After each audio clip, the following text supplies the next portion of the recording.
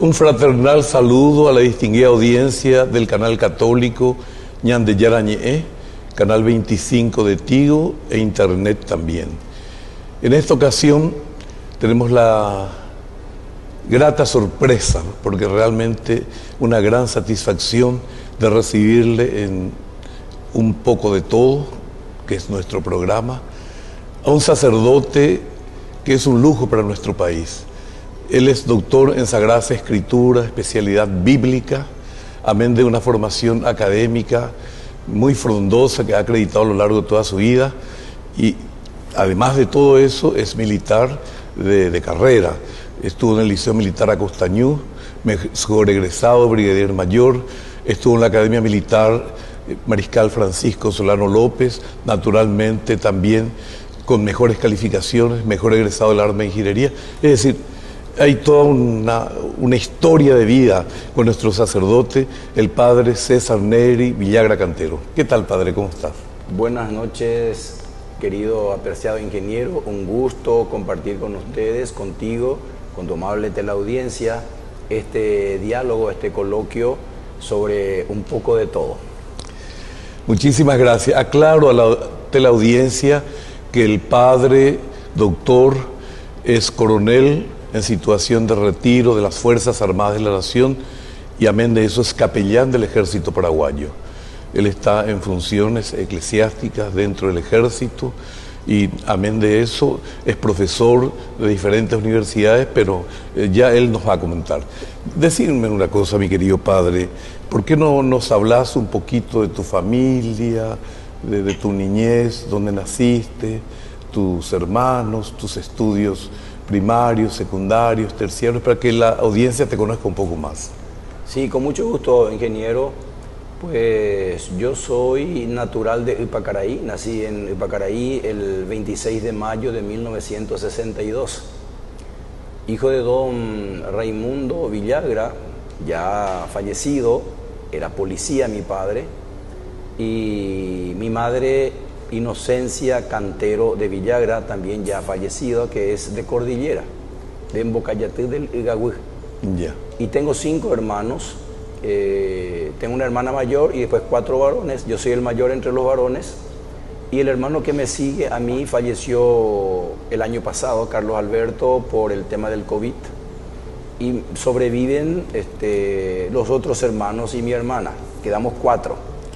Y formamos una familia muy unida en torno también a ese recuerdo familiar, en torno a las tradiciones y valores que nuestros padres nos han inculcado, que tenían una formación religiosa, una formación, digamos, muy cristiana, donde nosotros aprendimos el abecedario del catecismo y también el nido donde se gestó mi vocación. Yo entré a la escuela primaria en General Elizardo Aquino, donde hice hasta el 6º grado. En ese tiempo fallece mi madre, estando yo en el 5º grado. Termino yo el 6º y vinimos todavía para Caraí, es decir, el lugar donde yo nací. Ahí hice el primer curso básico, y luego mi padre, que quedó viudo, pues trató de ubicar a los hijos como podía, con los tíos, parientes, abuelos. A mí me llevó al Liceo Militar Acostañú. Desde los 13 años yo fui cadete, estuve 5 años ahí. Luego pasé a la Academia Militar Mariscal Francisco Solano López. Perdón, te interrumpo. Sí. Ahí fuiste mejor egresado de la promoción. En el Liceo Militar fui mejor egresado, abanderado y abanderado, subbrigadier, brigadier mayor. mayor. Sí. Exacto, en el Liceo Militar. Luego pasé a la Academia Militar. Y en ese tiempo, estando en el 2º año, se me despierta a mí la vocación hacia el sacerdocio. Hubo un intento ya de, digamos, seguir la vida religiosa, pero esperé un tiempo más, una mayor maduración. Egresé ahí en el arma de ingeniería, donde también fui mejor egresado del arma de ingeniería, y era portaestandarte.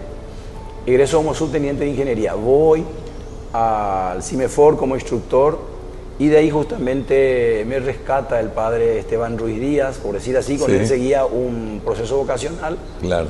Y fui la primera vocación castrense en este sentido, ¿verdad? Cuando entonces el nuncio apostólico José Mes era el nuncio apostólico y pidió permiso a la Santa Sede para que por primera vez un militar de carrera pueda ingresar al seminario.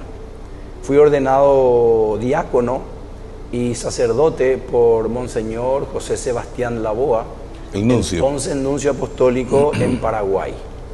Y bueno, después estuve, como ya dije, en el Seminario Mayor Nacional, después terminé el bachillerato y la Academia Militar, 7 años formándome en filosofía y en teología.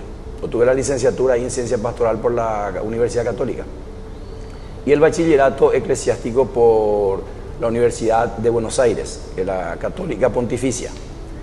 De ahí después me envían a Roma para los estudios en Sagrada Escritura. Hice 4 años de especialización en el Pontificio Instituto Bíblico de Roma. Luego de ahí me eligen formador del Seminario Mayor Nacional. Vuelvo a Roma para el doctorado y estando en Roma me eligen rector del Seminario Mayor Nacional, cargo que ejercí 6 años, más 5 años como formador. Y cumpliendo toda esta misión como rector, me nombran secretario general adjunto de la Conferencia Episcopal y luego director del Instituto Superior de Teología, que tuve la misión de elevarlo a facultad pontificia, facultad eclesiástica, de tal manera que ahora por primera vez es una facultad dependiente de la Santa Sede, así mismo que puede dar título evidentemente en nombre del Santo Padre. Pero que responde localmente a la Universidad Católica. No exactamente. No exactamente. Responde a la Santa Sede a través de la Conferencia Episcopal. Está adscrita, se dice adscripta a la Universidad Católica por razones administrativas y económicas. Entiendo. Porque una facultad eclesiástica Entiendo. en realidad puede depender de un seminario mayor nacional, de la Conferencia Episcopal o de una universidad católica. Si fuese pontificia la universidad, evidentemente hubiese dependido directamente, pero en este caso no, solamente una adscripción por razones administrativas. Entonces, esta facultad ahora está funcionando plenamente, ya está dando el segundo ciclo de maestría, teología dogmática, luego teología bíblica, estamos enseñando ahí justamente, y va avanzando en este sentido. Y también he cumplido varios oficios eclesiásticos, aparte de lo que ya mencioné, como rector, director, secretario general adjunto de la Conferencia Episcopal en mi propia diócesis, en la Castrense. Estuve como miembro del consejo, sigo estando como ecónomo de la diócesis, ¿sí? El rol de Mateo, de Leví, también como delegado del obispo ahora, del cardenal, él es arzobispo de Asunción y administrador apostólico del obispado castrense y la Policía Nacional, y estoy siendo su delegado para cumplir una agenda que muchas veces él no puede, de tal manera que yo pueda suplirle. Y soy también capellán y párroco de la parroquia San Jorge del Comando del Ejército. También estuve en la Academia Militar como capellán, liceo militar, reclutamiento, comando de ingeniería, encargado de vocacional y otros cargos eclesiásticos a lo largo de 30 años de sacerdocio, porque en abril del año que viene cumplo 30 años de ministerio sacerdotal. Es realmente todo un lujo. Ahora, el hecho de tener una formación castrense de alguna u otra forma facilita tu desempeño como capellán en diferentes unidades del ejército, o facilitó y facilita la fecha como capellán del ejército. Sí, efectivamente, facilita por el hecho de que se conoce la mentalidad militar. Entonces nosotros conocemos desde el inicio, yo desde el liceo militar de los 13 años, conozco lo que es el mundo militar. En el liceo militar, luego en la academia militar y luego en los trabajos pastorales, también en CIMEFOR como instructor. Y luego pues ya como sacerdote. Entonces el esquema mental del militar que difiere a veces del mundo parroquial civil ordinario. ¿Por qué? Porque son personas que viven en el marco de una movilidad permanente.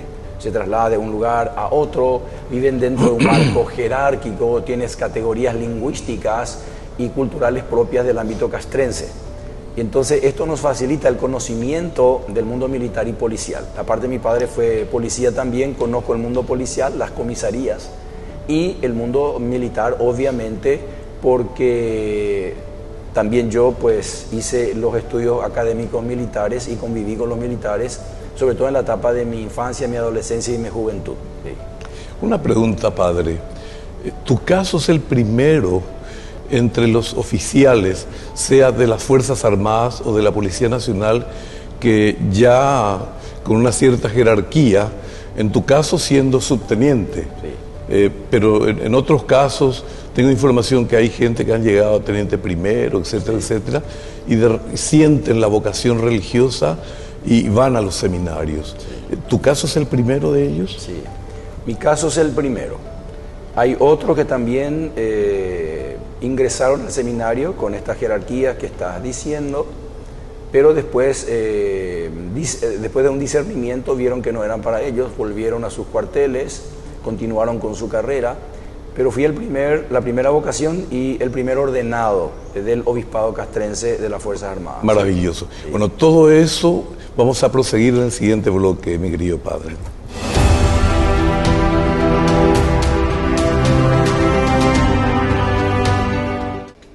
Les invito a formar parte de la Fundación Ñandeyara Ñe'e. Con su aporte nos está ayudando a la evangelización de las familias. Sus aportes lo pueden hacer a través de Giros Tigo y también a través de la cuenta de la Fundación Ñandeyara Ñe'e. Que el Señor Jesús les bendiga y multiplique su generosidad. En noviembre, Ñandeyara Ñe'e abre sus cursos modulares bíblicos a través de la plataforma MET de 20:30 a 21 horas. Grupo martes, Eclesiología. Grupo jueves, Catecismo de la Iglesia Católica. Contactos al WhatsApp 0981 50 50 36. Ñandeyara Ñe'e en noviembre abre sus cursos modulares bíblicos a través de la plataforma MET.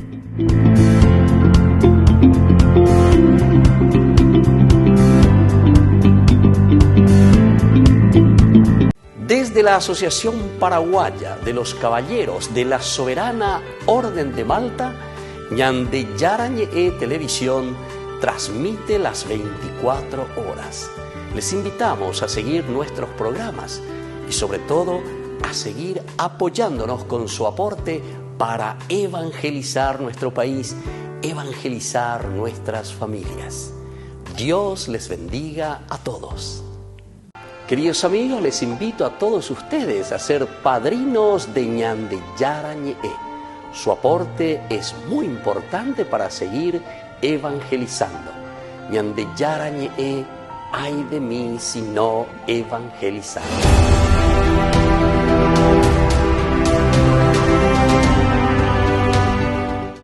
Prosiguiendo con el siguiente bloque, padre, hoy por hoy, vos fuiste el primero de los uniformados en tener una vocación y ordenarse como sacerdote. ¿Y cuántos más hay en la misma situación? ¿Tanto de las Fuerzas Armadas o de la Policía? Sí, resulta que para el obispado de las Fuerzas Armadas y la Policía Nacional, los sacerdotes que prestan este servicio pueden ser nativos, es decir, salidos de las Fuerzas Armadas y la Policía Nacional, o como pueden ser también contratados, sacerdotes que vienen de otras diócesis, algunos servicio completo y otros part-time, digamos, sí, ¿verdad? Claro. Porque también siguen ejerciendo su ministerio en sus diócesis locales, territoriales, digamos, ¿verdad? Entonces nosotros somos alrededor de 25 capellanes en total, pero lo que hemos salido, digamos, de la Fuerza Armada y la Policía, creo que llegamos a 10, 12 en total. El Correcto. resto vienen de... porque no podemos cubrir todo. Obviamente. Sí, y las vocaciones, pues tenemos unas cuantas vocaciones, 8, 9, y llegan 2, llegan 3, entonces poco a poco se van agregando en este tiempo, justamente fines de diciembre, se ordena uno salido justamente de las Fuerzas Armadas. Él se va a ordenar el 23 de diciembre, es un muchacho que ahora es diácono, un joven, que terminó sus estudios, se le aprobó la disertación Entonces el obispo le va a dar la ordenación. ¿Sí? ¿Y con qué jerarquía él siente esa vocación y se aleja a las Fuerzas Armadas? Él siente esa vocación, en el caso específico de este joven, cuando era, digamos, recién ingresado. De cadete. Sí, pero va haciéndose un proceso de cadete, va haciéndose un proceso, a veces recién egresado, contacta con el capellán, hace un seguimiento, porque nosotros no admitimos inmediatamente porque una persona dice tengo vocación, sino una vez que se haya hecho un acompañamiento. Claro, se pasa varios tamices. Varios tamices y se ve que su planteamiento es racional y cumple con los requisitos mínimos exigidos. Entonces hace un propedéutico de 1 año, 2 años y después va al seminario mayor que dura 7 años, filosofía, el ciclo de filosofía y teología, y se va haciendo de esta manera la selección. Y al final, pues, el obispo decide su ordenación o no, de acuerdo a las calificaciones intelectuales y también de conducta y del perfil que tiene que tener un sacerdote. Entiendo. Ahora, yendo al doctorado, primero licenciatura, luego doctorado en Sagradas Escrituras, especialidad bíblica. Sí. Tengo entendido que en nuestro país los compatriotas, los sacerdotes que tienen esa especialización sos vos, el padre Víctor Luis Cabañas, el padre Guillermo Cabello, que es un jesuita que está en Colombia. Sí. El padre, en el caso de Víctor Cabañas, es salesiano, hoy está a cargo del arzobispo, y últimamente se ha ordenado el padre Edgar Toledo. Él se ordenó en España. Sí. Y creo que es dominico, sí, es correcto. Sí. Y hay una monja, sí, que es Wilma Mancuello, que creo, sí, que es claretiana. Así mismo. Ella es claretiana, sí, sí, sí, y sí, también estudió en el mismo instituto que ustedes en Roma. Sí, sí, sí. De hecho, la hermana Wilma Mancuello es la única mujer doctora en Biblia en todo el continente latinoamericano, desde México hasta Argentina. ¿En serio? Una paraguaya. Una paraguaya. Es decir, nadie desde México hasta Argentina llegó al doctorado en Biblia, solo ella, hasta el momento. Es una mujer muy capaz, con una compañera de trabajo, y es una mujer brillante, ciertamente. Y además de ella, lo que citaste, el padre Toledo este año obtuvo el doctorado a su defensa por una universidad de España, Salamanca. Sí. Y el padre Víctor, que ya citaste, el padre Guillermo, que está en Colombia. Él es jesuita. Él es jesuita. Padre Cabaña, que de la congregación salesiana pasa con los diocesanos, y ahí estamos, somos 5. Ahora, en tu caso específicamente, creo que vos te formaste en el seminario mayor por sobre todas las cosas a cargo de profesores jesuitas. Sí. Paradójicamente sos diocesano. Sí. ¿Es correcto? Exacto. Lo que pasa es que cuando yo ingresé al seminario, la conferencia episcopal había entregado, digamos, la dirección del seminario y por lo tanto la responsabilidad formativa y administrativa a los padres jesuitas. En otro tiempo fueron de otra congregación. Después de los jesuitas vinieron los operarios diocesanos y finalmente entraron los diocesanos, y yo justamente fui uno de los rectores. Correcto. Sí, cuando yo estuve en el seminario como seminarista, los jesuitas estaban a cargo, el padre Antonio González Dorado era el rector, después el padre Fernández Pertíñez, el padre José Valpuesta, fallecidos y enterrados aquí, 2 de ellos, González Dorado y Valpuesta, en Santos Mártires. Ellos son misioneros que vinieron y murieron acá y se enterraron acá. Y también en Roma viví en el Pontificio Colegio Pío Latinoamericano, que es la casa de residencia de los estudiantes a cargo de jesuitas. Y en el bíblico, también a cargo de jesuitas, y mi director de tesis, el padre Hugo Bani, también un jesuita, de manera que por poco no soy jesuita. No, tenés la formación de jesuita, obviamente. Sí, y bueno, yo le doy gracias a los jesuitas porque ellos tienen una perspectiva formativa excelente y de hecho son gente de primer nivel en todas las esferas. Y en realidad le debo a ellos toda mi formación. Pero ahora entiendo el porqué de tu inclinación por estudiar Sagradas Escrituras, inclinación bíblica, porque el carisma de la orden de los jesuitas es el de ser defensores de la fe. Sí. Al ser defensores de la fe, ellos generalmente profundizan el estudio de la palabra de Dios. Sí. porque cada orden religiosa tiene un propio carisma. Sí, así es. Bueno, en el caso de ellos son defensores de la fe. Ahora, ya que estamos hablando de tu formación, obviamente yo no podría profundizar hablando con una persona de tus características, sería como predicar en el Vaticano, pero la visión del Dios, de nuestro Dios, que tiene la Iglesia católica en virtud a los textos de las Sagradas Escrituras, en virtud a los textos que de alguna u otra forma los padres de la Iglesia y los diferentes papas ya lo han incluido en todo lo que guarda relación con nuestra formación. Evidentemente existen diferentes concepciones en relación a otras religiones, a sectas, entidades secretas o discretas que de alguna u otra forma se contradicen con lo que sostiene nuestra Madre Iglesia Católica, ¿es correcto? Y en ese sentido yo quisiera que profundice un poco más, pero hay un punto que a mí me interesa sobremanera.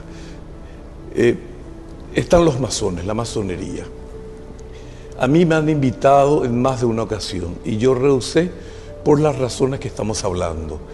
Pero el gancho, por encontrar algún término, que de algunas personas, yo tengo muchos amigos que son masones, de algunas personas cuando uno encara este tema, ellos dicen, no, la masonería no tiene entredicho alguno con ninguna religión, etcétera, etcétera, y no se contradice con la Iglesia Católica.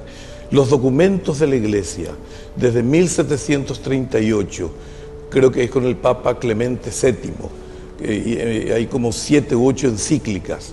Después, en el año 1980, cuando la Iglesia alemana se forma una comisión mixta de la Iglesia alemana con líderes de la masonería local, tratando de encontrar puntos de coincidencia, y las conclusiones de los obispos alemanes son concluyentes. Para concluir, vas a profundizar. Para concluir, luego profundizar. El Papa, el posterior Papa, Benedicto XVI, cuando es su cardenal Joseph Ratzinger, que era prefecto para la Congregación de la Doctrina de la Fe, que es la prefectura que por sobre todas las cosas trata de guardar celosamente y evitar desvíos de la fe, que podría decirse serían los herederos de la Inquisición, por encontrar de alguna manera. También cuando se aprueba el nuevo derecho canónico, para evitar confusiones, también el Papa, cuando eso era Juan Pablo, el prefecto saca un documento, Joseph Ratzinger, y lo homologa con Juan Pablo II. Pero de eso después hablamos en el siguiente bloque.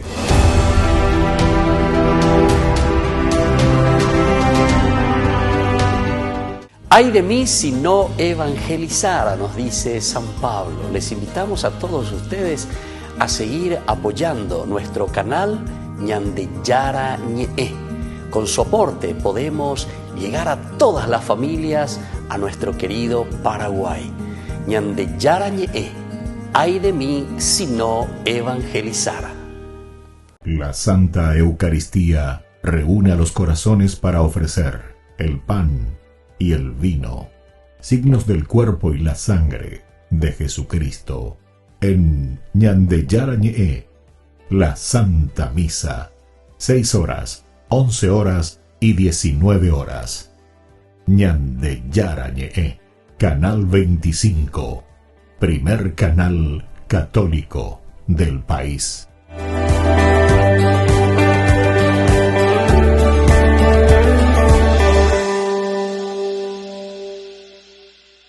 La Orden de San Juan de Jerusalén, o también conocida como la Orden de los Hermanos Hospitalarios. Esta valerosa orden de guerreros al servicio de la cristiandad ha dejado un legado que perdura más allá de las cruzadas, siendo su fama de guerreros sin miedo a morir e incansables en su labor de proteger a los peregrinos y bastiones de la cristiandad, primero de los sultanes y después del Imperio Turco Otomano. Acompáñenme en los próximos minutos sobre estas curiosidades de la Orden de San Juan.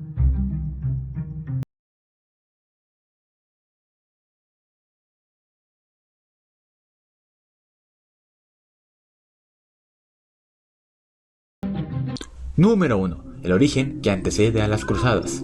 Así es, alrededor de la mitad del siglo XI de nuestra era se funda la Orden de San Juan de Jerusalén. Originalmente no estaban destinados al servicio de las armas. Esto ocurrió ya que incluso antes de las cruzadas existían peregrinaciones a Jerusalén por miles de peregrinos cristianos de Europa. El califa de Egipto otorga su bendición para que se construya una iglesia y un convento en el centro de Jerusalén, para atender a los peregrinos que deberían venir fatigados del camino, esto sin importar su procedencia, raza o credo. La Gran Orden de los Benedictos, bajo la autoridad de Gerardo Tum, fueron los elegidos para hacerse cargo de estas tareas. Esto se vio interrumpido en cierta manera cuando los turcos tomaron Egipto, mas la llegada de la primera cruzada enviada por el Papa Urbano II y Jerusalén tomada en el año 1099, hace que el gran maestre Gerardo Tum sea liberado y la orden pueda seguir sus acciones. Estos en este momento siguen siendo aún monjes comunes y corrientes, que socorren a los peregrinos gracias a sus conocimientos médicos en los que son instruidos, y en todo tipo de caridad hacia las almas con necesidad. Su tarea en un principio era muy diferente a empuñar un arma. Número 2. Los monjes guerreros. Las innumerables turbaciones, tribulaciones, hostilidades y rivalidades provocadas por la guerra hacen que la Tierra Santa sea un blanco de reinos musulmanes hostiles. Se funda la Orden de los Caballeros del Temple, o, como todos los conocemos, templarios. Mas, aún, todo esto no era suficiente para defender la cristiandad en Tierra Santa. La Orden de San Juan debe tomar un giro en su método, y en el año 1130, por iniciativa de Richemont de Puy, hace que la orden incluya entre su currículo el adiestramiento militar exhaustivo. Así como los caballeros templarios, estos también fueron guerreros, aunque a diferencia de estos también eran monjes y médicos. Así es, primero deberían ser monjes consagrados y tomar las armas en el nombre de Dios. Debían socorrer a los peregrinos en su camino. Así bien, un caballero completo de la Orden de San Juan debía ser médico, monje y guerrero. En la ciudad de Luque, la economía se llama Supermercado San Cayetano. Compruebe sus precios bajos en productos cárnicos de primera calidad. Panificados, verduras, vegetales, frutas, artículos de bazar, ferretería, ropería. Supermercado San Cayetano, Humaitá 168, Casi Capitán Vado, ciudad de Luque.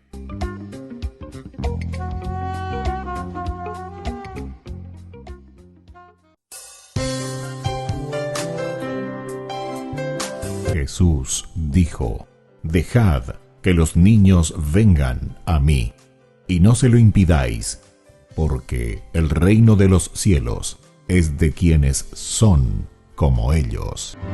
Dijo: «Dejad a los niños que vengan a mí, no se lo impidáis». Y los pequeños abren en cada encuentro una oportunidad para conocer la palabra del Señor, aprendiendo con Jesús, con el Padre Víctor Luis Cabañas, de lunes a viernes a las 7:30 de la mañana, por Ñande Yarañe, Canal 25, el primer canal católico del país. Y muy pronto un día estarán predicando la gran verdad, y con sus dones podrán compartir.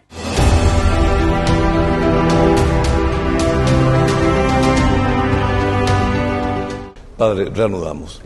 Ese es un tema que realmente me ha preocupado bastante y te cedo la palabra para que nos ilustres. Sí.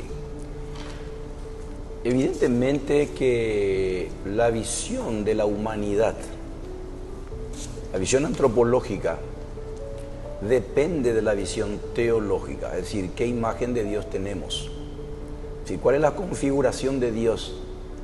Y en este sentido, las Sagradas Escrituras presenta a un Dios, digamos, personal y único. Fíjate que en el inicio, el mandamiento primero dice de hecho que Yahvé es uno solo. Los hebreos dicen Shema Israel Adonai Echad, que en hebreo quiere decir, escucha, Israel, el Señor es uno solo. Esta afirmación es tan importante en el contexto de un politeísmo. Es decir, porque todas las otras naciones tienen dioses, concilios de dioses.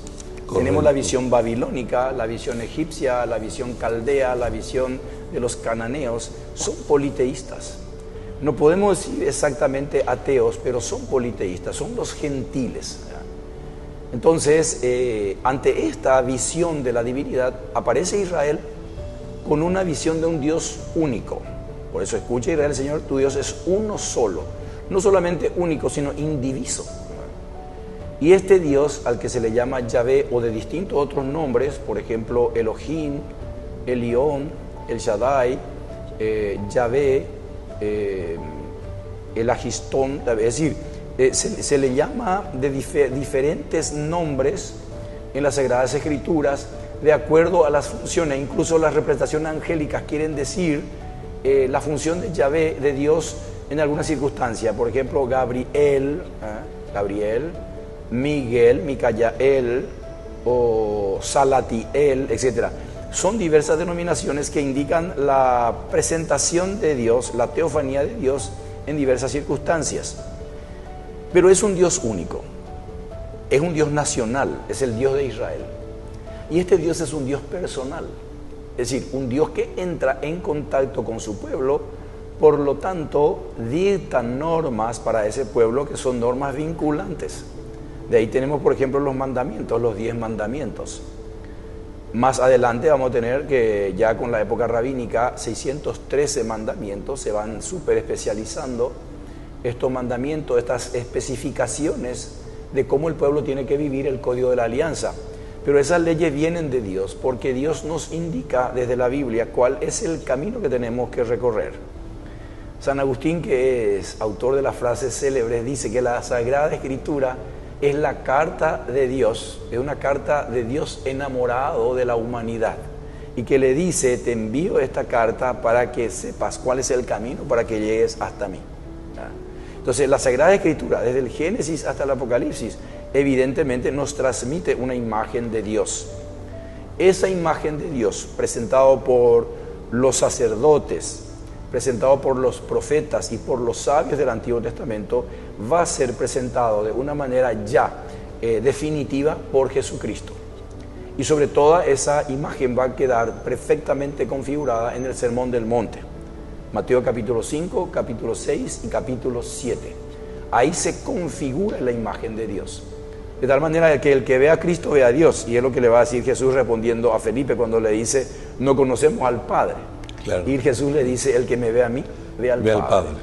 Y nadie puede ir al Padre sino por mí.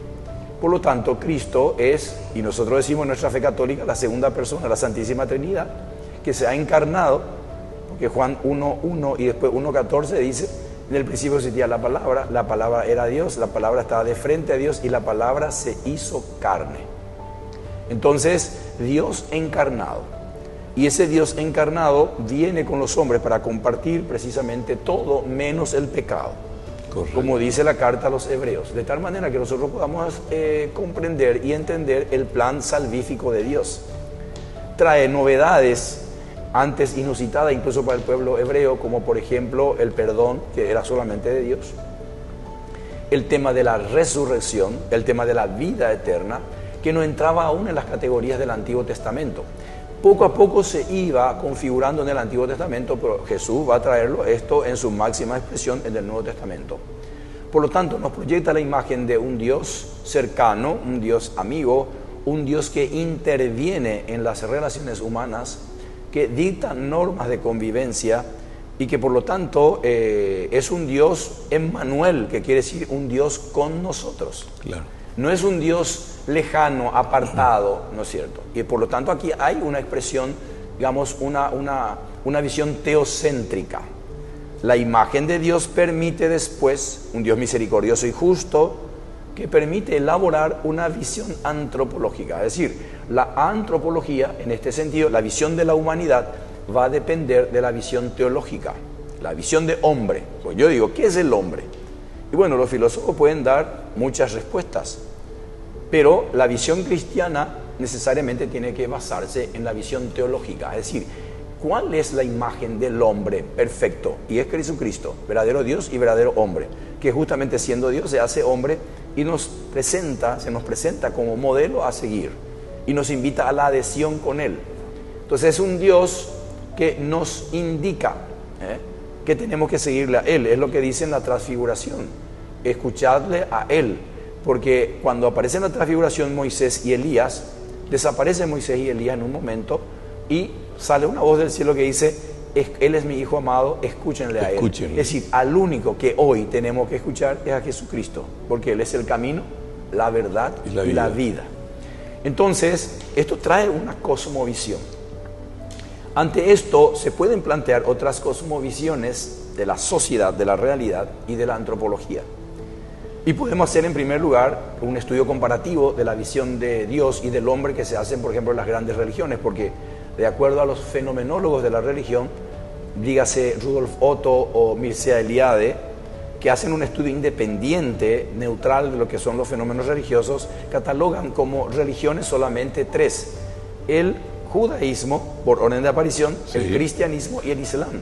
¿Por qué? Porque pretenden ser reveladas, es decir, plantean una revelación. La Torá, el Antiguo Testamento, digamos, la Torá y el Nuevo Testamento para los cristianos, y el Corán, digamos, para los musulmanes.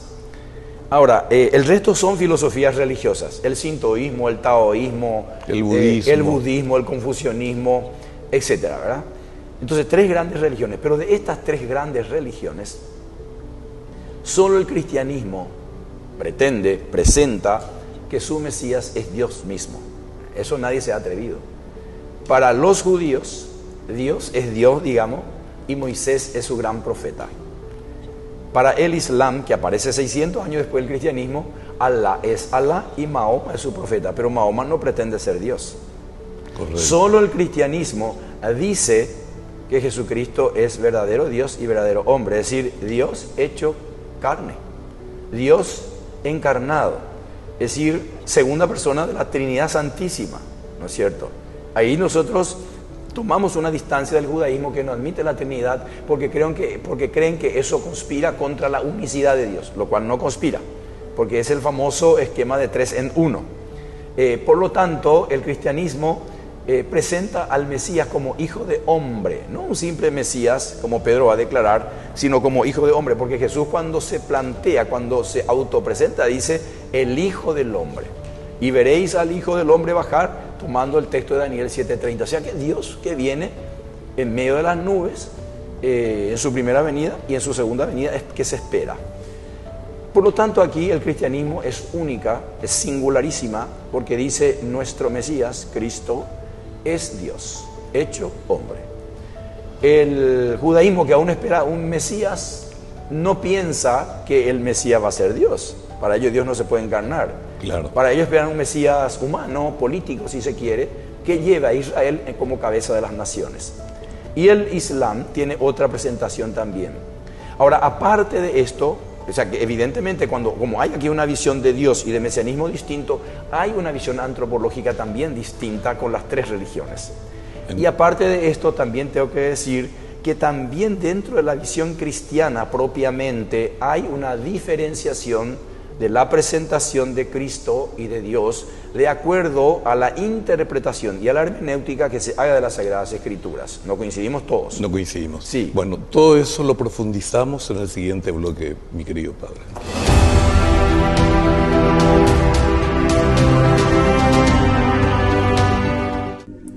Número 3. El significado de su emblema y misión. La Orden de los Hospitalarios ha elegido un emblema que contiene una cruz octagonal, con un fondo negro para los tiempos de paz y con un fondo rojo para los tiempos de combate, donde morirían hermanos. Las 8 puntas de la cruz representan las 8 cualidades que se exigían a un caballero: espiritualidad, bondad, arrepentimiento de los pecados, sentido de la justicia, misericordia, sinceridad, pureza de corazón y la humildad. Estos, además de ser monjes, eran hijos de nobles que se ponían al servicio del papado. Su indumentaria y armamento era pesado y letal, muy similar al de los normandos. Sus ocupaciones eran el estudio de la teología, las ciencias médicas, el servicio de las armas. Eran respetados y temidos por sus enemigos musulmanes, en especial la caballería hospitalaria, que era conocida por sus devastadoras cargas. mas no tuvieron el protagonismo de sus hermanos templarios, ya que su tarea era más discreta y humanística. Número 4. Su legado en Tierra Santa. Los hospitalarios combatieron valerosamente al servicio de la cristiandad y el socorro de los peregrinos, que se adentraban en Tierra Santa después de la caída de Jerusalén en el año 1187 por parte de Saladino. La orden tuvo que replegarse a las ciudades costeras. Combatieron muy de cerca con el legendario Ricardo Corazón de León en la Tercera Cruzada.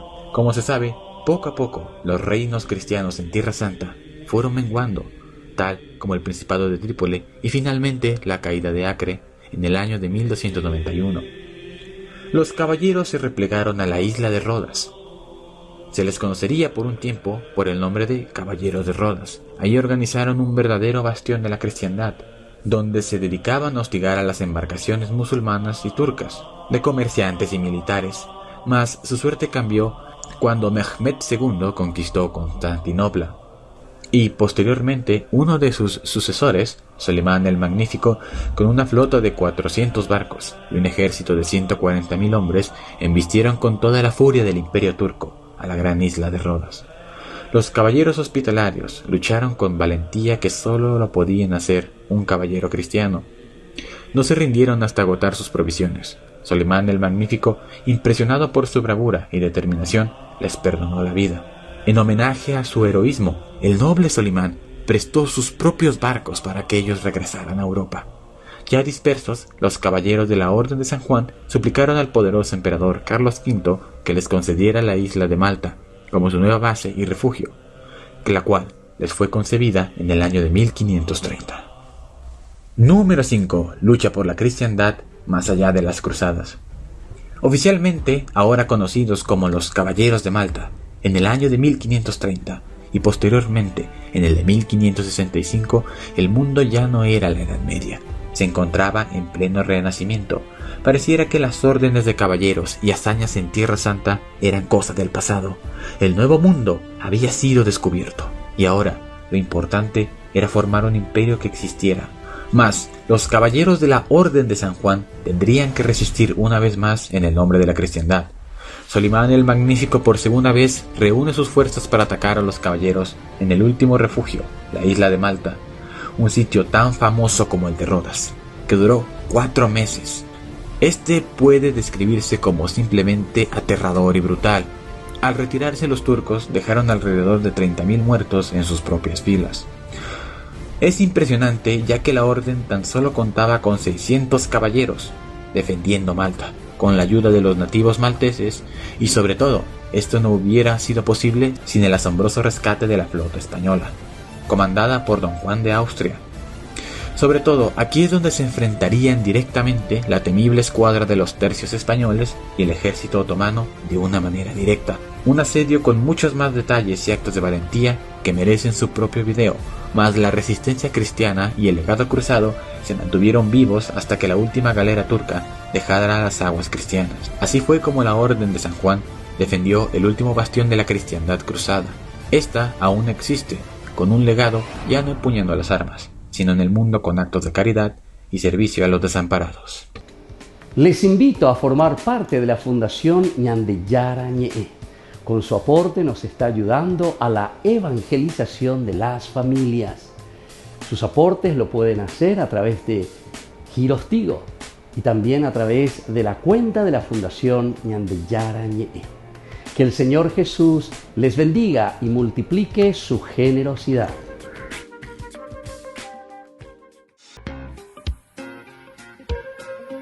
En la ciudad de Luque, la economía se llama Supermercado San Cayetano. Compruebe sus precios bajos en productos cárnicos de primera calidad.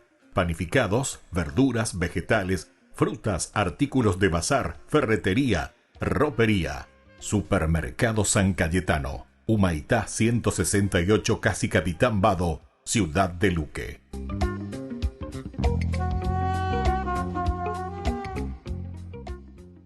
En noviembre, Ñande Yara Ñe'e abre sus cursos modulares bíblicos a través de la plataforma MET de 20:30 a 21 horas. Grupo martes, Eclesiología.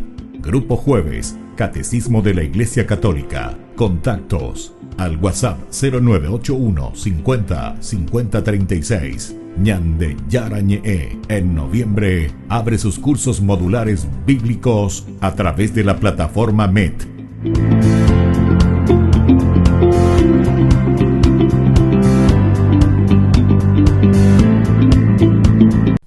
No te pierdas de Jóvenes para los Jóvenes en Familia, donde compartimos las experiencias de diversos jóvenes con el padre Víctor Luis Cabañas, los domingos a las 16 horas por Ñande Yarañe.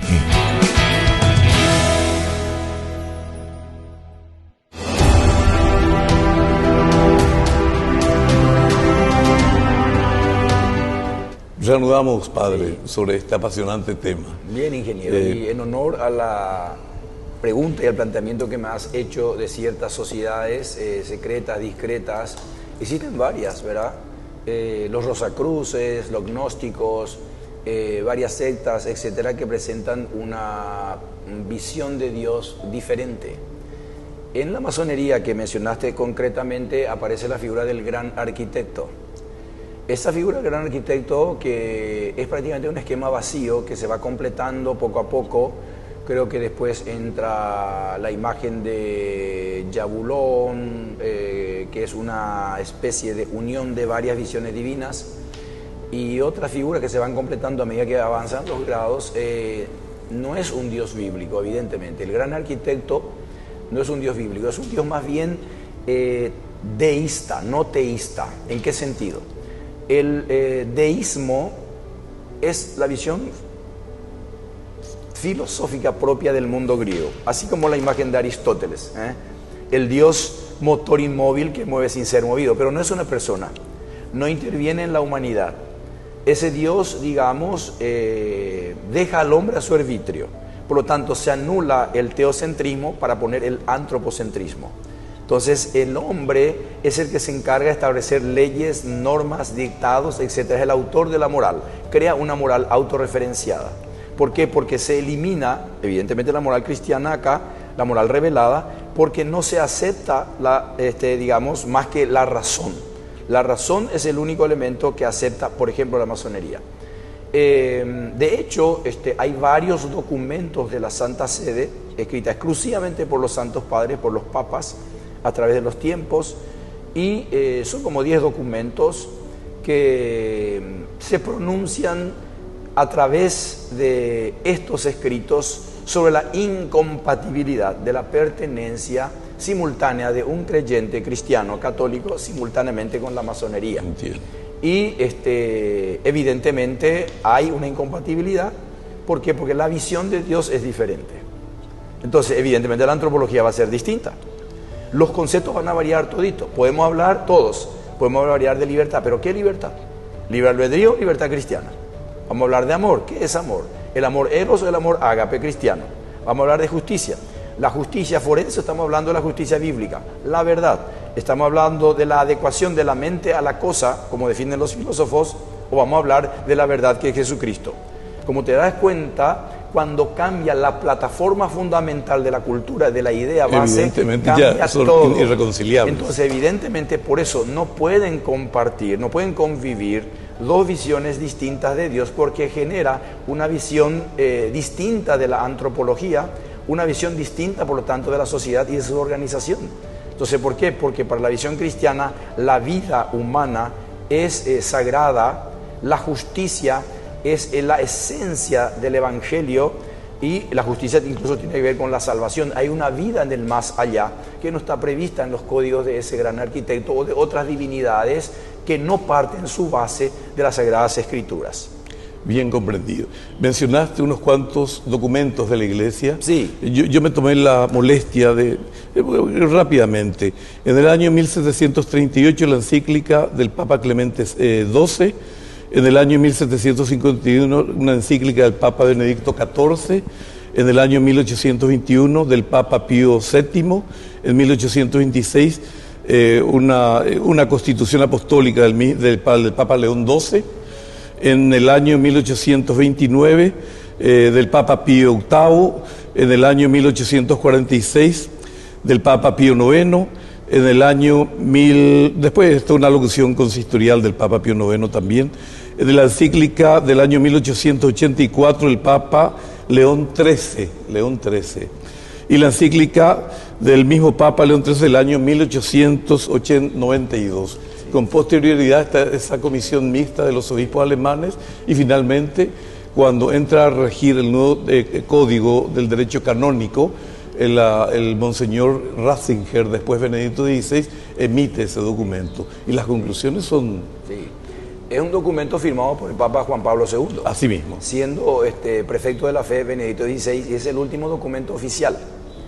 Al Papa Francisco le han preguntado también sobre el tema y tiene dos declaraciones fundamentales al respecto. Una, en el viaje aéreo desde Brasil, cuando vino a la visita de la juventud a Roma, y la otra en Turín, ¿verdad? Porque en Turín suele ser el lugar de las reuniones, etcétera. Correcto. Entonces, él en Brasil había dicho justamente respecto a esta compatibilidad, que no se puede servir a dos señores, uno. Él distingue perfectamente, por lo tanto, claro, al dios de la masonería como un ídolo. Al gran arquitecto. Al gran arquitecto. No se puede servir a dos señores, dijo él, y habla también de la incompatibilidad de estas dos y sobre todo del peligro que esto penetre en la iglesia. En Turín también dice el daño que ha hecho en Italia la masonería. Primero por la confusión que crea. ¿Por qué? Porque el gran problema de la masonería, o no sé, el artilugio, es tener una fachada de presentación en la que se le dice al iniciado que no hay incompatibilidad, que uno puede permanecer con su propia religión. Pero a medida que van avanzando los grados y digamos, la pertenencia, entonces van cambiando el concepto de Dios. Entonces vamos de un concepto inicial que uno puede pertenecer, digamos, a la misma fe para después llegar a una serie de renuncias, llegando al último grado cuando cambia totalmente ya la situación. Entonces ese es el problema. Una cosa es el frontispicio, la fachada, y otra cosa es la realidad de la masonería, ¿verdad? Que evidentemente, según el último documento de Benedicto XVI y Juan Pablo II, son incompatibles y se le llama por lo tanto a la conversión. Es decir, no es que la Iglesia Católica tenga nada en contra de los masones, ni con ninguna otra persona, no, sino simplemente hace una advertencia pastoral de que aquella persona que pertenece a la masonería doctrinalmente está distante de la enseñanza católica. Por eso que falta, digamos, una instrucción, una evangelización en el conocimiento de nuestra fe para no caer en estos engaños, porque a veces, igual que las sectas protestantes, se aprovechan a veces del desconocimiento de la gente para embaucarlos y para llevarlos, digamos, a sus cofradías. Y en este sentido hay que insistir acá en la necesidad de una evangelización y sobre todo en el conocimiento de la palabra de Dios, para que no seamos presa fácil de ideologías, porque son ideologías, de ideologías que tergiversan la verdad del Evangelio, la verdad sobre Jesucristo, la verdad sobre Dios, la verdad sobre el hombre. A eso tenemos que apuntar. Amén de eso. La Iglesia dice, en la Iglesia Católica todo está a la luz. La Sagrada Escritura, el Catecismo, las encíclicas, las resoluciones, todo está a la luz. Sin embargo, en estas sectas secretas o asociaciones secretas, por ejemplo, el que pertenece a un grado, que es el aprendiz, no conoce lo que acontece en los otros grados. Eso les está vedado. Sí. Y así sucesivamente, incluso cuando, de acuerdo al rito escocés, leí en algún lugar que cuando uno de ellos accedía al grado 13, le decían, en conocimiento de que no tenemos objeciones con ninguna de las religiones, pero amén de eso, en conocimiento y la profundización de las diferentes enseñanzas a las que has accedido dentro de la masonería, te preguntamos si has recapacitado sobre la visión, etcétera, etcétera. Es decir, al principio existe el indiferentismo religioso, pero con posterioridad, merced a los diferentes cursos, folletos, etcétera, etcétera, ya se le hace esa pregunta, si continúa manteniendo el mismo criterio de antaño. Y evidentemente, ahora lo más relevante es la conclusión del documento de Ratzinger, posteriormente Benedicto XVI, me permiten, quiero leer. Quiero leer. Se mantiene, por tanto, inmutable el juicio negativo de la Iglesia respecto a las asociaciones masónicas, ya que sus principios han sido considerados siempre inconciliables con la doctrina de la Iglesia, y por ello la adscripción a las mismas permanece prohibida. Los fieles que pertenecen a las asociaciones masónicas están en estado de pecado grave y no pueden acceder a la Santa Comunión. Y acá algo más importante todavía: no les compete a las autoridades eclesiásticas locales pronunciarse sobre la naturaleza de las asociaciones masónicas con un juicio que implique la derogación de cuanto ha sido arriba establecido según el parecer de la declaración de esta congregación. Sí. Esto fue en el año 1981. Sí. O sea que ningún obispo local tampoco puede derogar esto. Se permanece vigente, Claro. Y el Papa en ese sentido, Francisco, se ha pronunciado en la misma línea. En estas dos circunstancias, en el vuelo de Río de Janeiro, de Brasil, Claro. y también en Turín, en Italia. De manera que esto continúa firme, evidentemente.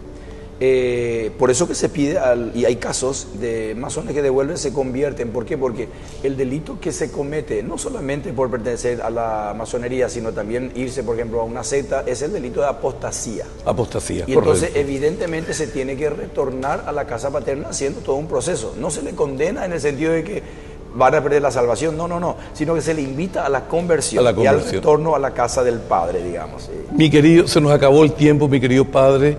Entonces te pido una cortita reflexión final sobre todo lo que hemos hablado, y repito, te estamos profundamente agradecidos porque esto es tremendamente ilustrativo para todos los televidentes de este prestigioso canal Ñande Yarañé. Una reflexión, Padre. Bien, ingeniero, vamos a entrar en el segundo año del laicado, y es importante que los laicos se formen y tomen la posta, digamos, las responsabilidades en la Iglesia, sean cada vez más partícipes de la Iglesia, porque son Iglesia, son la piedra viva de la comunidad eclesial, para que superemos también el clericalismo, es decir, que todo se centre en los sacerdotes, en los clérigos, sino que se centre la vida de la Iglesia en los laicos, porque son el pueblo de Dios.